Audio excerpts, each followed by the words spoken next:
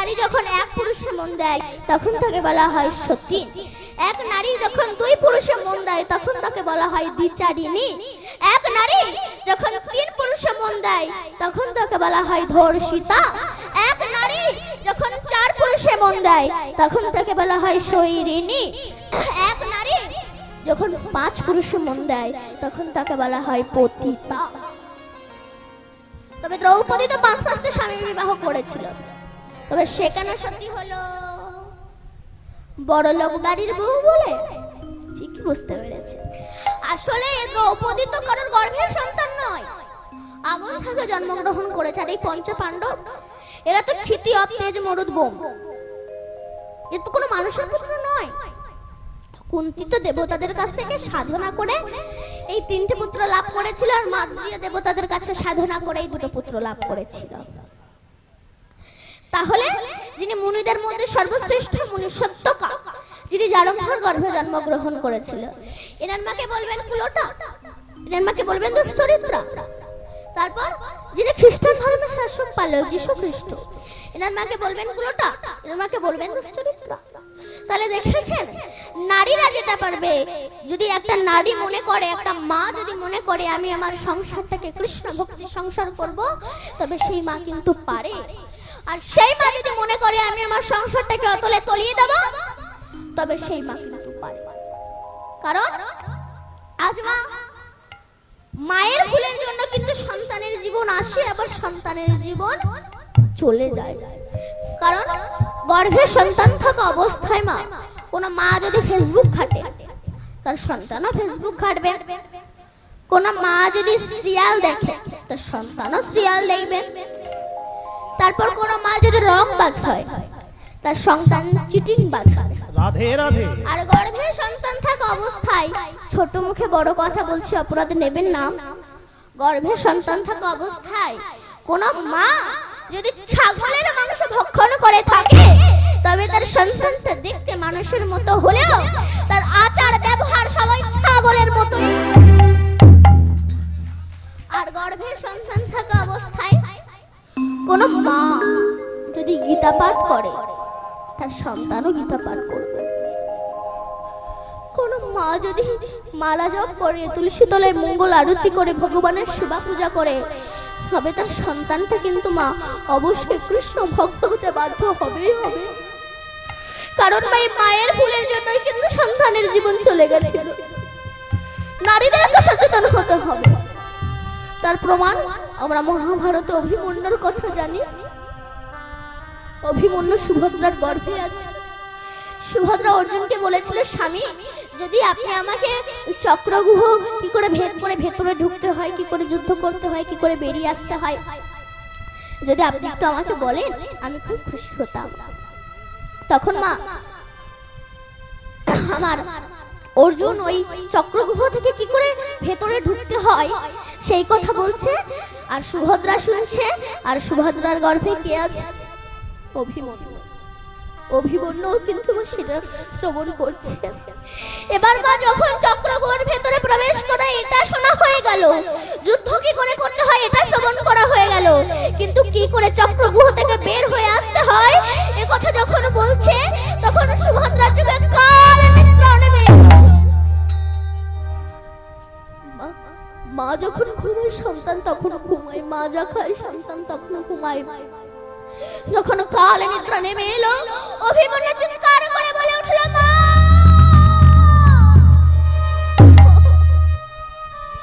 আর তুমি একটু দাঁড়াও মা, আর একটু দাঁড়াও, তুমি ঘুমিও না মা, আর একটু দাঁড়াও মা, তুমি ঘুমিও না, তুমি ঘুমিও না মা।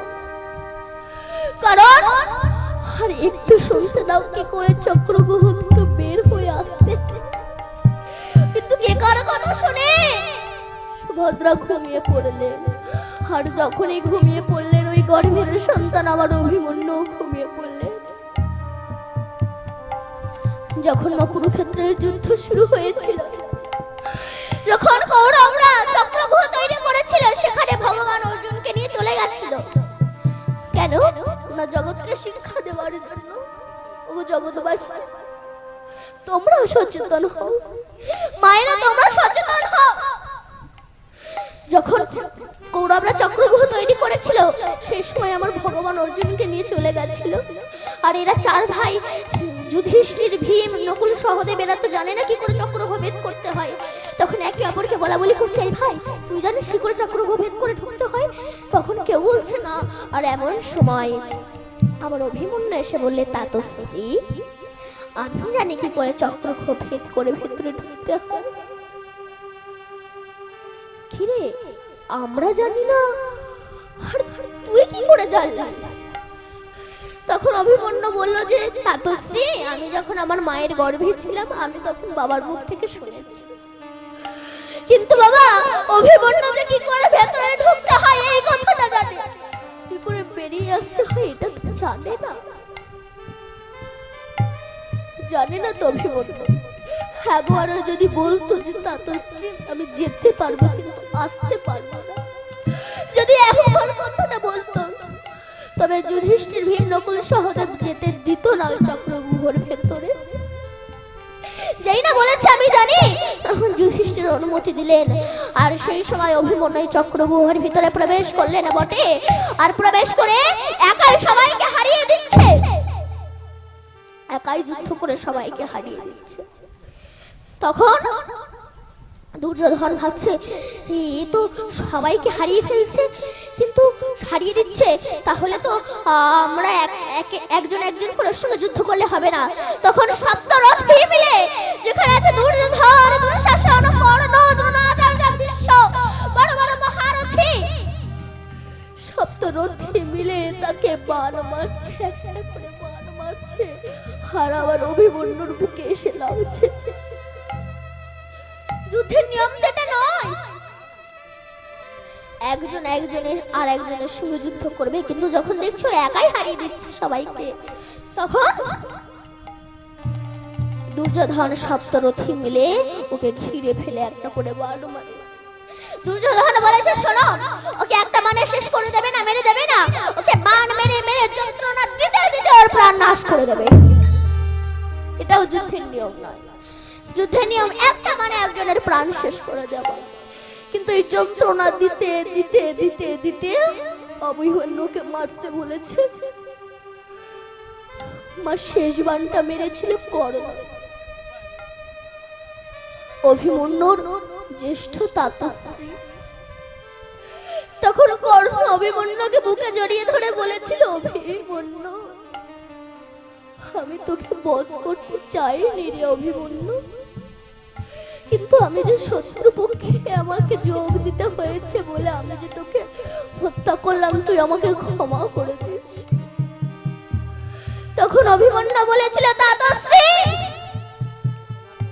ও তোমার দোষ নয়, এ দোষ তো আমার মায়ের। আজ মা যদি জেগে শুনতো যে কি করে চক্রব্যূহ থেকে বের হয়ে আসতে হয়, তবে আমাকে জ্বালা এত কষ্ট ভোগ করতে হতো না। আপনাদের মনে প্রশ্ন উঠতে পারে, সুভদ্রা নয় ভুল করলো, কিন্তু ভগবান তো জানতেন যে অভিমন্যুর মৃত্যু হবে, তবে তিনি কেন অর্জুনকে নিয়ে চলে এলেন অন্যদিকে? না আমাদের জগৎবাসীকে শিক্ষা দিচ্ছ, হে জগৎবাসী তোমরা আর ভুল করো না, তোমরা সচেতন হও, মায়েরা সচেতন হও। কারণ মা আছে বিবেকানন্দের মতো সন্তান আর আসছে না কেন পৃথিবীতে? দ্বিতীয় রামকৃষ্ণ দেবের কেন জন্ম হচ্ছে না? কেন দ্বিতীয় রবীন্দ্রনাথ ঠাকুরের জন্ম হচ্ছে না? যেমন মা প্লেন এয়ারপোর্ট ছাড়া নামে না, তেমনি বহু পরমাত্মা বাতাসে ঘুরে বেড়াচ্ছে। এরা ভালো জায়গা পাচ্ছে না বলে তো এদের জন্মই হচ্ছে না। তাই এই মায়েদের সচেতন হতে হবে। মায়েরা যদি সচেতন না হয়, তবে এই মায়ের জন্য একটা সন্তানের প্রাণ চলে যেতে পারে, আবার এই মায়ের জন্য একটা সন্তানের প্রাণ ফিরে আসতে পারে। নিতাই গৌর হরি বল। ভাবলেন বেশ, বিদ্যাপতি ভাবছেন যে বেশ, তাহলে আমার স্ত্রী বেশ বুদ্ধিমতী, কাপড়ে সর্ষের দানা বেঁধে দিয়েছে মা, আর ওই সর্ষের দানা বেঁধে দিয়েছে। আর কিন্তু মা এটা তো বিশ্বা বসু জানে না, শ্বশুর মশাই তো জানে না। ওই চোখে কাপড়ে বেঁধে নিয়ে আসছে নীলমাধবের কাছে, আর ওই সর্ষের দানা পড়তে পড়তে পড়তে তখন তখন আমার বিদ্যাপতিকে সামনে এসে নীলমাধবের সামনে এসে দাঁড় করিয়ে দিয়েছেন বিশ্বাবসু, যে ইনি হলেন আমার নীলমাধব। বলে যে উনি ফুল তুলতে গিয়েছেন, হঠাৎ দৈববাণী হলো, বিদ্যাপতি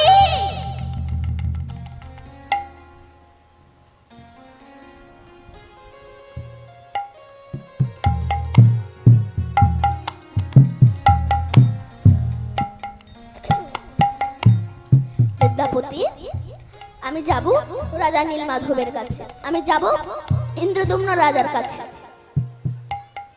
যাও, তুমি হাতি ঘোড়া রথ নিয়ে ইন্দ্রদুম্ন রাজাকে নিয়ে আমার এখানে এসো। এই বলে চলে গেলেন। যখনই কথাটা বলেন, বিদ্যাপতি আমার অবন্তী নগরে ছুটে চলেছে।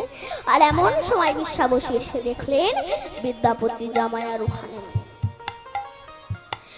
তখন বিশ্বাবসু বুঝতে পেরেছেন আমার নীলমাধব আমার কাছে আর বেশি দিন থাকবে না, আমি আমার নীলমাধবকে আর বেশি দিন পাবো না। এই বলে যোগ কাঁদছে। তখন হঠাৎ দৈববাণী হলো, বিশ্বাবসু তোমার মনে নাই তুমি পূর্বজন্মে কে ছিলে? তুমি যে বালিপুত্র অঙ্গদ ছিলে। যখন মা কৃষ্ণ 125 বছর বয়সে জরাব্যাধির তীরে তিনি দেহত্যাগ করলেন, তখন নারদ এসে বলছে, প্রভু আপনি ভগবান, তা আপনি সঠিক ভগবান না রেডিমেড ভগবান? আপনি একটু আমাকে বলুন। নারদ বললেন কেন? তখন ভগবান বললেন কেন? তা তুমি যদি ভগবান হবে সামান্য জরাব্যাধির তীরে তুমি দেহত্যাগ করলে কেন? তুমি তো তাকে ফু দিয়ে উড়িয়ে দিতে পারতে।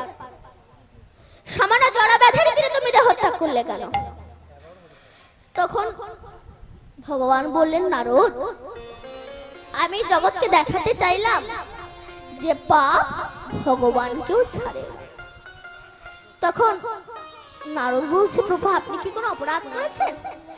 বলে আমি করিনি, আমার বংশ করেছে। বংশ করেছে? কোন দিন?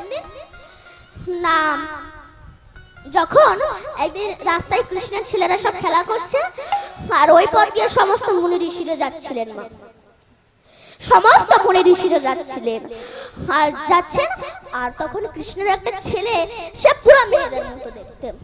তখন তাকে আর একটা ছেলে ডেকে বলছে, তার নাম হচ্ছে শাম্ব। সেই শাম্বকে আর একটা ছেলে ডেকে বলছে, তুই তো মেয়েদের মতো দেখতে, তোকে ভালো করে মেয়েদের মতো সাজিয়ে আর পেটের মধ্যে একটা কড়াই বেঁধে দিয়ে নাকড়া চক্রা ঢুকিয়ে দিয়ে আর সেই ঋষিদের সামনে এসে বলছি, এটা আমাদের ভগ্নী, বলুন এর পেটে কি সন্তান আছে? ছেলে না মেয়ে? কিন্তু মা মুনি ঋষিরা তো তারা সবই জানে, কিন্তু বাচ্চা ছেলে বলে সবাই ক্ষমা করে দিলেন।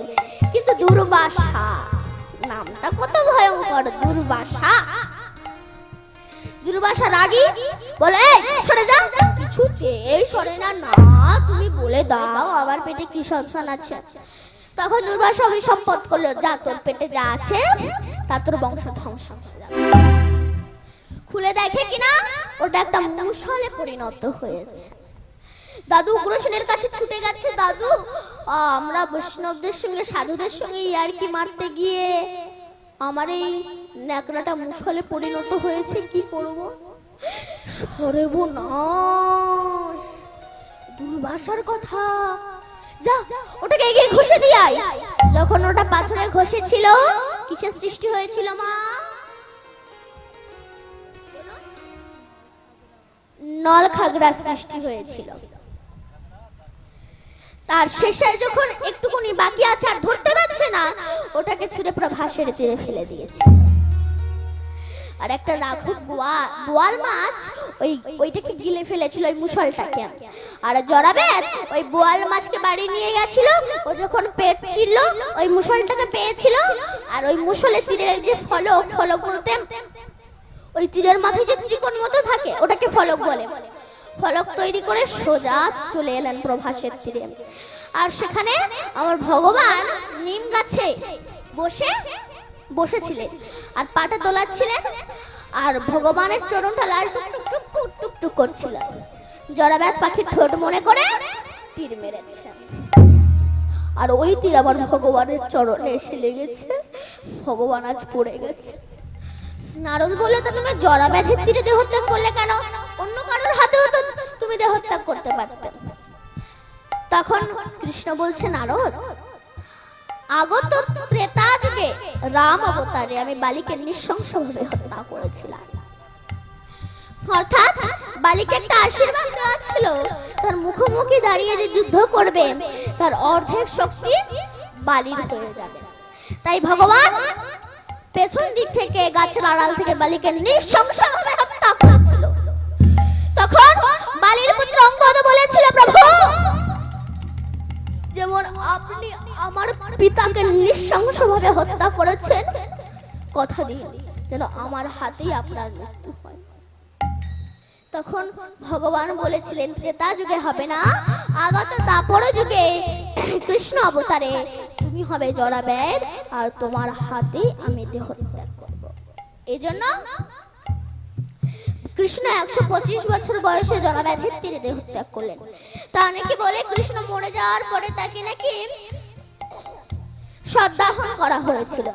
ভুল, পৃথিবীতে হেন করা শক্তি নাই যে ভগবানকে সদ্দাহন করবে, কারণ তিনি অব্যয়, অক্ষয়, অবিনেশ্বরী, জন্মায়ও না, মরেও না, প্রয়োজনে আসে আর যায়। কি জন্য মা? যদা যদা হি ধর্মস্য গ্লানির্ভবতি ভারতে ইয়ভূতানাম ধর্মস্য তদাত্মানং সৃজম্যহং পরিত্রাণায় সাধূনাং বিনাশায় চ দুষ্কৃতম ধর্ম সংস্থাপনার্থায় সম্ভাবামি যুগে যুগে।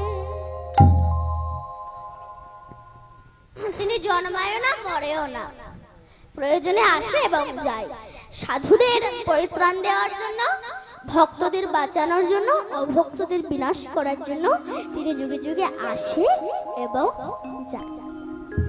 তো কৃষ্ণ তোমার 125 বছর বয়সে জরাব্যাধির তীরে দেহত্যাগ করলেন, কিন্তু মা রাধা গেল কোথায়? কৃষ্ণ তো 125 বছর বয়সে জরাব্যাধির তীরে দেহত্যাগ করলেন। তো উনি যখন দেহত্যাগ করলেন, স্বর্গ থেকে স্বর্ণ রথ এলো, আর ওই রথে যখন আমার কৃষ্ণ উঠলো, তখন রাধা অষ্টসখীকে নিজের দেহের মধ্যে নিয়ে আমার গোবিন্দের দেহে বিলীন হয়ে গেছে। এক দেহ ধারণ করে আমার বৈকুণ্ঠে চলে গেছিল। তা